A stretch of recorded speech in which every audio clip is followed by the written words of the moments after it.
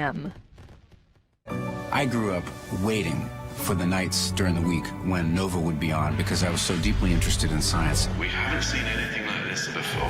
And it was inspiring for me as a young person to be able to learn about it in the masterful way that Nova presents it, and with Ken Burns. And I learned so much about the Civil War, not only the facts of the war, but the feel of the war. PBS has a way of educating, informing, and entertaining the public that I don't think anybody can match. It's more unbelievable than anything we could have imagined. You're watching New England Public Media, WGBY Springfield. Meet 6 women who forged their own answers to a profound question. As a black woman, how does it feel to be free? Lena Horne, Abby Lincoln, Nina Simone, Cicely Tyson, Diane Carroll, Pam Grier. Look for How It Feels to Be Free. See what happens on American Masters. How It Feels to Be Free, January 18th on NEPM. Coming up tonight, Representative Richard Neal of Massachusetts' 1st Congressional District reacts to the siege on the U.S. Capitol building. The Capitol Police rushed into my office. They took a member of Congress who was in the hallway and said, "You need to get in here right now. They're coming through the rotunda." And we held the table firm against the door. The windows were broken. That's coming up next on a special edition of The State We're In, Connecting Points Look at Politics. Support for Connecting Point is provided by our contributing viewers.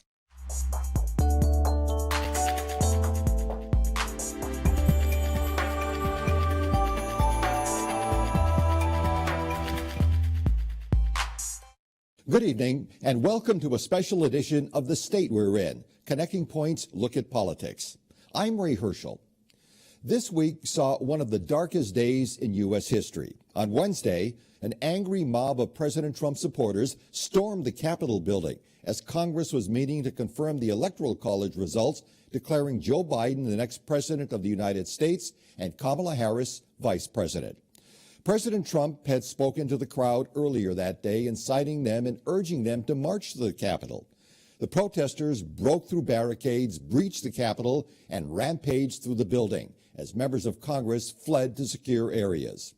Capitol Police were overwhelmed by the numbers. 5 people died, many were injured, and dozens arrested.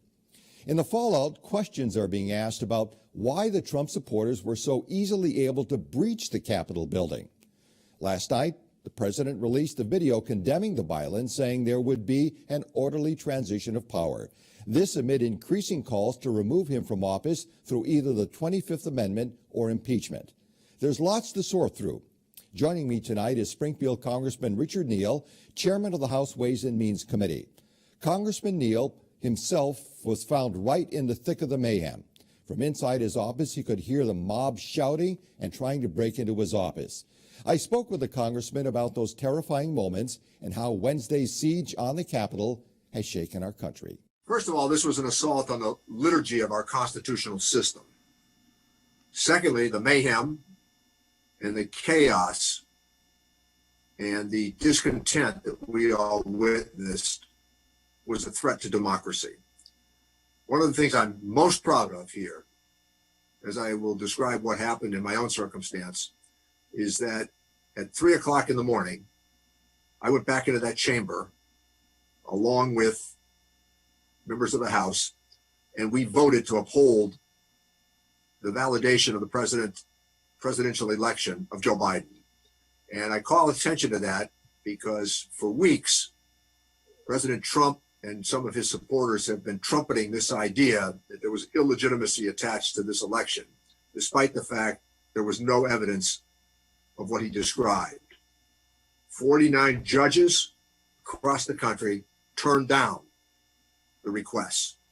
Joe Biden won by 7 million votes and received 306 votes in the Electoral College. On Wednesday, having been forewarned that there would be some disruption, but never anticipating the violence that would be brought about, we went to work. I went to work. I have an office that is just off of the floor of the House of Representatives. It's called 208. It's the Ways and Means Chairman's office. And I conduct a lot of my business there. It is a citadel of tax policy, trade, Medicare, Social Security, and there's a substantial portion of the federal government's work that gets done right in that office. I was conducting a phone call at 2 o'clock in the afternoon. I think maybe 1:30, I think it started, with the Secretary of State for Northern Ireland, Brandon Lewis. And I noticed that my staffers were saying to me that the chaos is growing. And at that point, having accomplished what we wanted through the course of the conversation as it related to Brexit, I said, well, there is more turmoil here. So I said, I'm perhaps going to terminate the conversation, but I think we've accomplished everything that we wanted to. With that, as I glanced out the window, the demonstrators had mounted the steps of the Capitol. And just as we were maybe now 2:10, 2:15, the Capitol Police rushed into my office. They took a member of Congress who was in the hallway and said, you need to get in here right now. They're coming through the rotunda. And even though in the morning I thought there had not been a big crowd, they were organizing down on the mall for their march up, encouraged in an irresponsible speech by President Trump. He was suggesting to them that the executive branch of the government assault the legislative branch of the government. Unheard of in American history from any commander-in-chief. As we assembled in that little room, there's a huge table that I use to conduct business. It serves as a desk. It can serve as a meeting place as well. 6 of us were advised by the Capitol Police to move that table to the door of Office 208. We did that. Just minutes later, after we were advised to turn off the lights, subdue the conversations, draw the curtains, the assault started on the office. The pounding, the pushing at the door, I think caused great concern for just not only the Capitol Police who were there, who were trying to radio the circumstance and advising people that this harrowing moment was now playing out. And at the end of the table, one of the Capitol Police, they drew their gun. A Capitol deputy said, we would like you now to sign this piece of paper with your names and what state you come from in case this really goes awry. They began to push and pull at the door, screaming and hollering that they were the Ways and Means Committee. This was their government. And this went on for 40 minutes. And we held the table firm against the door.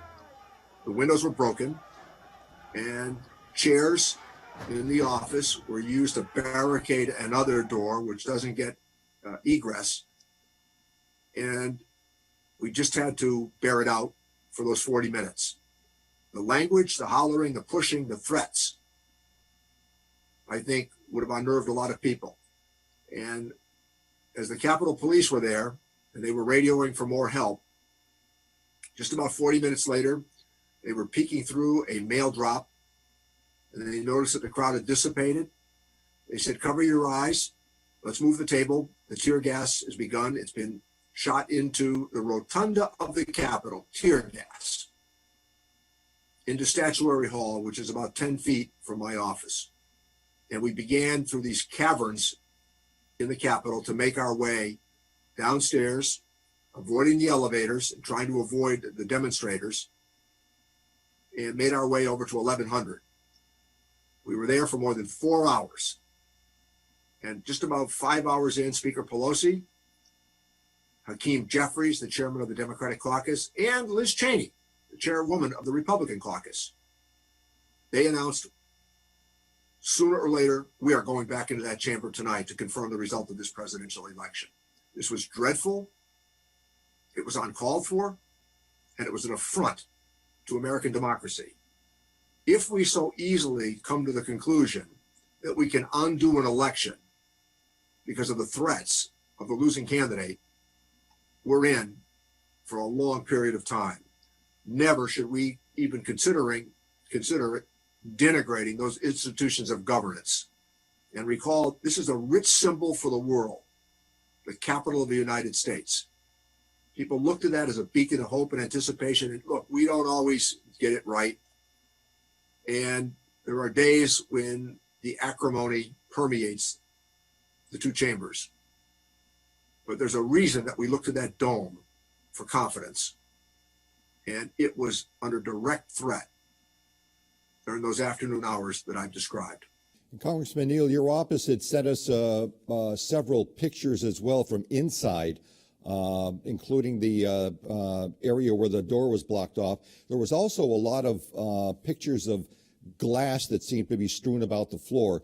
Were the protesters trying to get in from a different entrance to your office as well, besides the main entrance? There's only one entrance, but I think that what happened was when they broke the glass, they thought they were in a bathroom area, and they weren't. I think they mistakenly thought that somehow, as they pushed the glass through, because there's a sink there, that they must be in the wrong room, and it would not have been attached, they believed, to what we call room 208. And I went over and surveyed it later on in the early evening, and I was appalled that they would have broken through those windows. The glass was all over the place.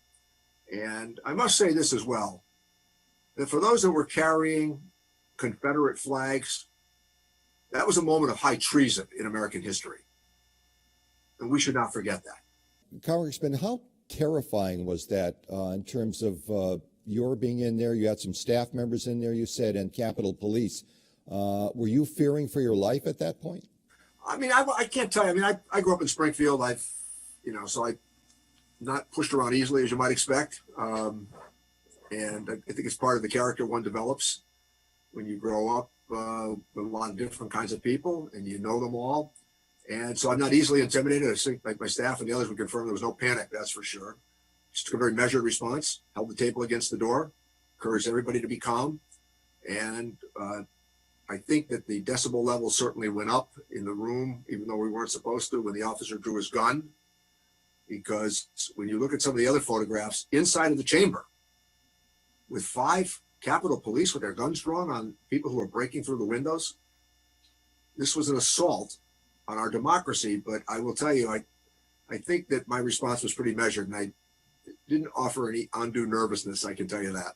After you and the staff members had gone to a safe haven, were the protesters able to get into your office at all? Was there any damage or vandalism done inside the office? No, they by that time had been pushed out of the Capitol, and they were being pushed back from the rotunda. And the Capitol Police, I think, clearly there was a miscalculation as to what sort of force level they were going to need. I think we're all dismayed by the viewing of that officer rushing up the stairs as he was being chased, even though his baton was out. And I think that for all of us, as we witnessed these events, my sense was that it was just sheer mayhem. It's very, very hard to describe. And the decision to let them come up the stairs of the Capitol, the stairs of the House of Representatives on the East Front, was an abomination. And as I looked out that window, and I could see the forces mounting on their side, coming through the barriers, and watching the door being pounded in my office and pushed and shoved, and thinking they were coming through at any minute, I kept looking out and saying, where's the National Guard? I know they've been summoned. Congressman, why wasn't there a stronger police and security presence outside the Capitol building? This had been talked about for weeks. There was anticipation, certainly, of a large protest of Trump supporters. Why wasn't there more protection outside the Capitol to prevent these protesters from so easily breaching the Capitol building? Well, I read the quote and saw the comments from the Capitol Police Chief, who has subsequently resigned. He said, we thought this was going to be a First Amendment demonstration, meaning the right of people to assemble and to voice their disagreement with their governing officials, which is a precious part of American democracy. But not to miss the point that anarchy ensued. And to watch the Capitol Police rushing back up the stairs because they were outmanned and outwomaned, again, for all of us, was gripping. I also think that there was a underestimate of how many people were going to be there. And I think that there was an overestimate of how quickly the National Guard could get there. As I departed last evening from the Capitol, one of the things that got my attention was the new fencing that's gone up. This is always troubling to me because these really are the people's chambers, it's the people's home. And when people come to Washington, they should be able to see them and view them and use them. And understanding in a big family, democracy is noisy, never mind in the Capitol. Again, the problematic part of my description is that now another part of government will be shut off, I hope only temporarily, to the American family. Congressman Neal, do you feel that Black Lives protesters would have been treated any differently by police and security? President-elect Biden has indicated he felt there would be a difference in terms of how they might have been treated. What are your thoughts on that? Would they have been treated differently? I think the evidence is compelling that they have been treated differently. And I think in this instance, these congressional hearings that are going to come about, that Tim Ryan from Ohio and others have already said, there'll be a good chance for us to observe the evidence. But my initial reaction is I think that they were treated differently. What type of security has been enhanced? Is there more security for your office, for you, for example, and other legislators as well? Yes, there are now troop engagements. I've noted that 6,000 guardsmen and guardswomen have been deployed to the Capitol. We need to get through the inauguration of Joe Biden, the passage of power, which is an essential part of the American contract. There was an election. Joe Biden won. For 2 months, we heard that he didn't win, that somehow the election was rigged. The president's position must be that if he wins the election, it's not rigged. And to permeate the national conversation with these allegations of untoward behavior by state registrars of election and to constantly intimidate them was ill-founded and ill-considered. But it worked up the crowds that somehow that this election had not been conducted with the full force of the law. And by the way, it's nonsense that it had not. In the state of Georgia, the Secretary of State and the governor said they found maybe 2 cases where people had voted who shouldn't have. So I think that this was a threat to the legitimacy of our elections, but also a threat to the confidence that we are supposed to have in our democratic system. You know, Ray, my interest in history. John Adams accepted the result of the election in 1800. Richard Nixon, with some humor, declared John Kennedy the winner, resisting pressure from his own party to ask for a massive recount. Al Gore lost an election 5-4 in the Supreme Court. He accepted the result of the law. And in this case here, for days, President Trump attempted to badger Vice President Pence, even though Pence's role here was ministerial in nature. His job was to open the results of the state ballots and report them to the House and Senate members. This used to be, incidentally, a perfunctory, if rich and ritual, ceremony. And for this to be threatened because of the force of one personality, intimidating even his own vice president, was unwarranted. Well, Congressman Neal, there is less than 2 weeks left in the Trump presidency. There have been calls for President Trump's removal, either through invoking the 25th Amendment or even impeachment at this point. As I recall, you're in favor of invoking the 25th Amendment. Do you still feel that way? And if so, why? I feel that way because I think it's the most efficient way to do this and accomplish it in the next 2 weeks. I think the trouble with impeachment is that by the time that Congress reconvenes and by the time you get articles up and running and they're thoroughly vetted, I think it'll take us past January 20th when Joe Biden takes the oath. Right now, you need 8 members of the cabinet and a willing vice president to change those fortunes. But so far, Vice President Pence hasn't indicated at all that he'd be willing to go ahead with initiating this process of the 25th Amendment. So is this just a futile effort at this point? Well, as soon as we get done with this call, Speaker Pelosi is going to conduct a caucus call with the members of the Democratic Party as to how to proceed within the time frame that it allows. So I perhaps have a better answer later on in the day as to what our party position will be on this. But I think everybody's had a chance to witness this untoward moment, the ugliness of you couldn't imagine that this could happen in America. I mean, the Brits burned the Capitol in 1812. That was a foreign power during the War of 1812. There have been attacks on the Capitol, but nothing that comes close to the numbers that assaulted that building. You know, I look at that building every day when I walk over. You get that tug of emotion when you see that dome of that Capitol in the sunshine of the morning or even the gray of the afternoon. And you think, despite our differences, we settle them amicably within these two chambers. And the idea that the executive, as I noted earlier in the interview, would encourage lawlessness to assault the legislative branch of the government because he disagreed with the position that we were adopting is unheard of in American history. And we have been able to light the light of hope for the world. It's the beacon of liberty. That doesn't mean, again, that it's perfection. It means that we always build a quest for a more perfect union. And Congressman, what are your concerns and expectations for the next 2 weeks then, if President Trump remains in office? How concerned are you about what potentially or possibly could happen? Well, I am concerned, and I'm concerned because I think that one of the reasons you're seeing these resignations in the cabinet is some of them don't want to have to cast this vote about his fitness for office. And I think even though he offered a subdued acknowledgement today compared to what this has been like now for almost 2 months, that's not enough for us in terms of reassurance. So I hope that the 25th Amendment that Lyndon Johnson signed into law will be invoked, and we should use it. We've got of course, the inauguration coming up of Joe Biden and his presidency.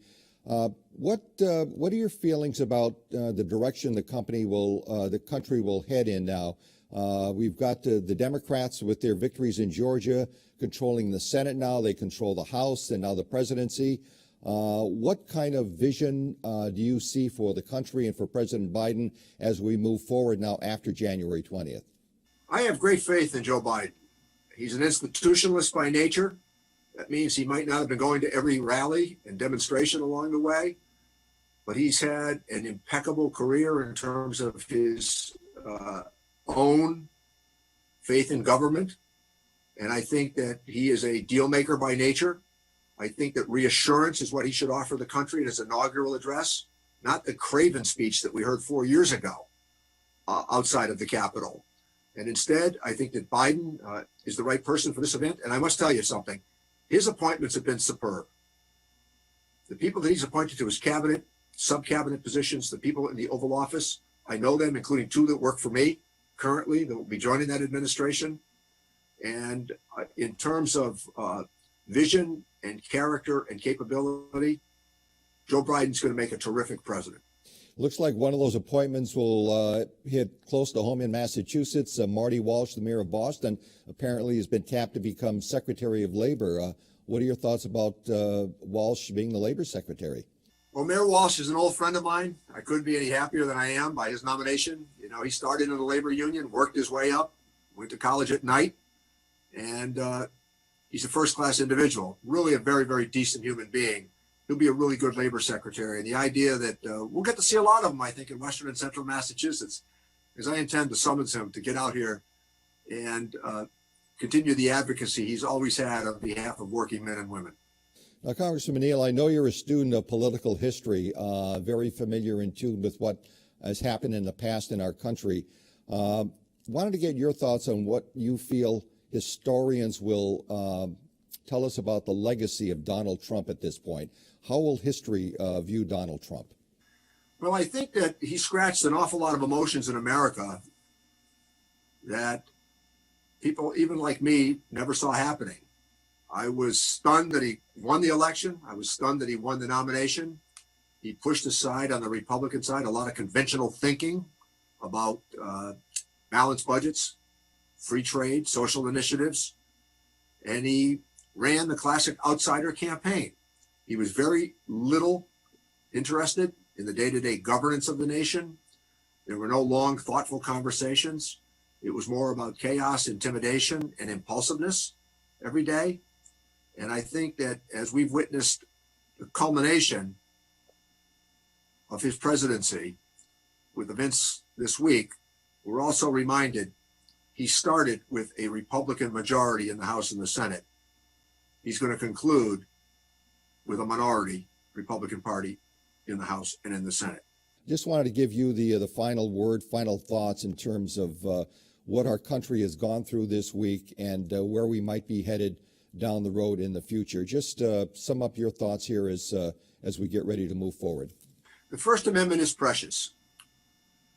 The peaceful expression of disagreement, for me, is almost with a religious fervency. Democracy is supposed to be noisy. There is great clutter to democracy. The point is that what we witnessed this week is inimical to democracy. This was the mob, highlighted and encouraged by social media and others, QAnon and others, to assail the capital of the United States. We thought this happened in third world countries. We thought this could not possibly happen in this city, Washington, the citadel of our democracy. And I hope that people will take a deep breath.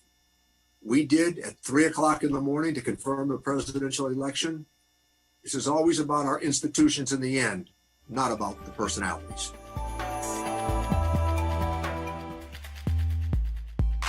And that's tonight's special edition of The State We're In for this January 8th, 2021. Remember, you can find us online anytime at nepm.org/Connecting Point. And please join us next week as Connecting Point returns to the air under a new format and a new time. Starting on January 15th, we will be here every Friday night at 6 p.m. to bring you stories of the people, places, and ideas that matter most to Western New England. I'm Ray Hershel, and have a good weekend. Support for Connecting Point is provided by our contributing viewers.